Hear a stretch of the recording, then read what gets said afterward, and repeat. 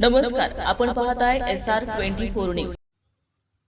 ब्राह्मणी इथं किरकोळ वादातून महिलेला शेतात मारहाण करत सोन्याचे गंठण लुटले। हा बांध आमचा म्हणत महिलेला मारहाण, तक्रार केल्यास गुन्ह्यात अडकवण्याची धमकी।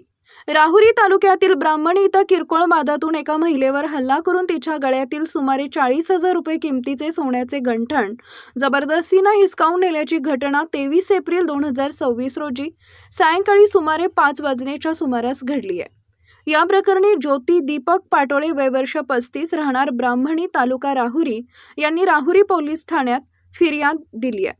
त्यांच्या फिर्यादीवरून मारिया उर्फ राणी, गोरख उर्फ साहेबराव साठे, गोरख उर्फ साहेबराव कारभारी साठे आणि कारभारी गोपीनाथ साठे सर्व राहणार ब्राह्मणी यांच्या विरुद्ध गुन्हा दाखल करण्यात आला आहे।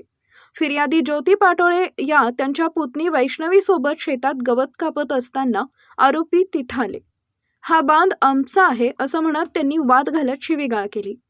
त्यानंतर आरोपींनी लाकडी काठीने मारहाण करून फिर्यादीच्या गळ्यातील सुमारे 1.5 तोळे वजनाचे सोन्याचे गंठण जबरदस्तीने तोडून नेले। तसेच तुम्ही पोलिसात तक्रार केल्यास तुम्हाला गंभीर गुन्ह्यात अडकवू अशी धमकीही आरोपींनी दिल्याचं फिर्यादीत नमूद आहे। या हल्ल्यात ज्योती पाटोळे जखमी झाल्या असून त्यांच्यावर ग्रामीण रुग्णालय राहुरी इथं उपचार करण्यात आले।